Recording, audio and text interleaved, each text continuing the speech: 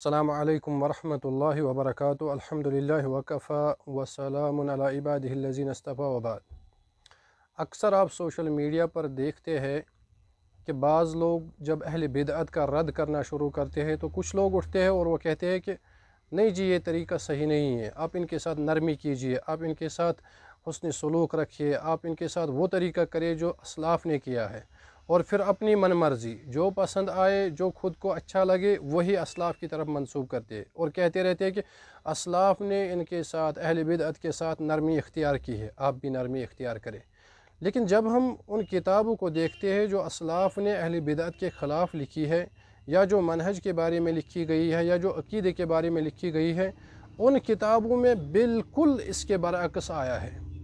ان کا طریقہ نہ صرف انہوں نے قولی طور پر اہل بدعت کا رد کیا ہے اور سختی سے رد کیا ہے، بلکہ عملاً بھی بعض اوقات انہوں نے ثابت کیا ہے کہ اہل بدعت کے ساتھ کس طرح شدت اختیار کرنی چاہیے۔ اس کی مثالیں ہم دے سکتے ہیں۔ مثال کے طور پر امام دارمی رحمہ اللہ نے اپنے سنن کے مقدمے میں ذکر کیا ہے، اسی طرح امام آجوری نے الشریعہ میں، اور اسی طرح امام لعلکائی نے شرح اصول اعتقاد اہل السنہ والجماعہ میں عمر رضی اللہ عنہ سے ایک قصہ نقل کیا ہے۔ عمر رضی اللہ عنہ کے زمانے میں مدینے میں ایک شخص آیا، اس کا نام سبیغ تھا۔ سبیغ اہل البدع میں سے تھا، اس کے پاس کچھ کتابیں تھیں۔ وہ مدینے میں داخل ہوا اور مدینے میں متشابہ آیات پر گفتگو کرنے لگا، بحث و مباحثہ کرنے لگا۔ یہ بات عمر رضی اللہ عنہ کو پہنچی۔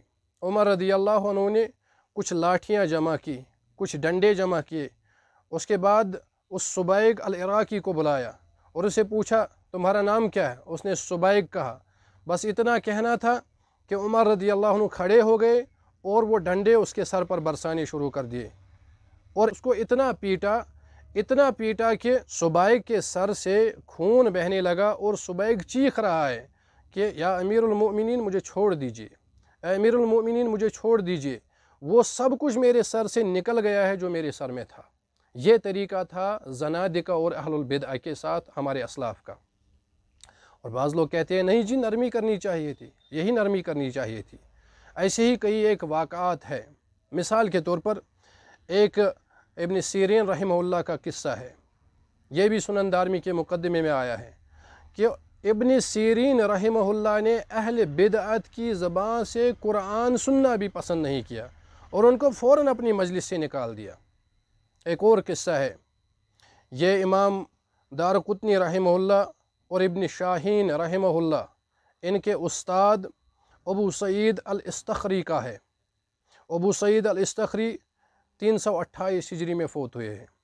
یہ قصہ ابو اسماعیل الحروی رحمہ اللہ نے ضم الکلام میں نقل کیا ہے۔ قصہ دیکھیں کتنا عجیب ہے، اور پھر اندازہ لگائے کہ اہل بدعت کے ساتھ کون سی نرمی کرنی چاہیے، اہل السنہ کے ائمہ کس طرح اہل بدعت سے نپٹتے تھے۔ کہتے ہیں کہ ایک بدعتی، ایک زندیق ان کے پاس آیا، امام ابو سعید الاستخری کے پاس آیا اور سوال کرنے لگا۔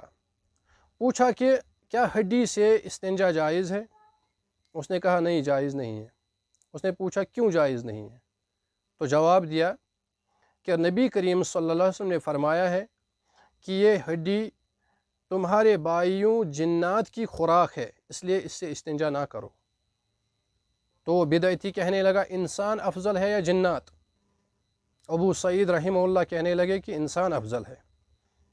اس نے پوچھا تو پھر پانی سے استنجا کیسے جائز ہو سکتا ہے؟ راوی کہتے ہیں کہ جب اس نے یہ سوال کیا کہ پھر انسانوں کی غذا یعنی پانی سے استنجا کیسے جائز ہو سکتا ہے، تو ابو سعید رحمہ اللہ کھڑے ہو گئے اور ان کو اسی جگہ دبوچا، ان کا گلا پکڑا اور ان کو مارنا شروع کر دیا، اور کہنے لگے کہ اے زندیق تو نبی صلی اللہ علیہ وسلم کا رد کر رہا ہے۔ پھر راوی کہتا ہے کہ اگر میں نے اس کو نہیں چھڑایا ہوتا تو اسے وہیں پہ قتل کر دیتے۔ یہ ہے اہل السنہ کے ائمہ کا اہل بدعت کے ساتھ معاملہ، اور ہمارے نوجوان جذبات میں آ کے کہتے ہیں کہ نہیں جی ان کے ساتھ نرمی کیجئے، ان کے ساتھ حسن سلوک رکھے۔ یہ طریقہ اسلاف کا ہے۔ اسلاف کا طریقہ یہ ہے کہ وہ اس قدر سختی کرتے تھے۔ اب آگے ایک اور بات میں یہاں پہ ایک اشکال جو ہمارے نوجوانوں میں ہے وہ میں نکالنے کی کوشش کروں گا، وہ یہ کہ اہل البدع کی دو قسمیں ہیں۔ एक तो वो अहलुल बिदा जो बिदअत की दावत देते हैं, जो बिदअत को फ़रोग देते हैं, बिदअत को फैलाते हैं और बिदअतियों का साथ देते हैं, बिदअतियों का सपोर्ट करते हैं, बिदअतियों को पनाह देते हैं, उनका दिफा करते हैं। यह है अहलुल बिदा की एक किस्म। दूसरी किस्म अहलुल बिदा की आम लोग हैं। वो बिदअत में मुब्तला तो है लेकिन उन्हें उसका शऊर नहीं है, उन्हें इसका तसव्वुर नहीं है कि हम गलत कर रहे हैं। उन्हें मौलवियों ने ऐसे ही पढ़ा है और ऐसे ही आगे चला रहे हैं। तो ये जो पहली किस्म है उनके साथ ये मामला करना है जो असलाफ़ का तरीका रहा है। अगर आप असलाफ़ की किताबों को देखेंगे, बल्कि मैं तो कहता हूँ फ़ुज़ैल बिन अय्याज़ रहिमहुल्लाह को आप देखें, उनका मौक़िफ़ आप चेक करें।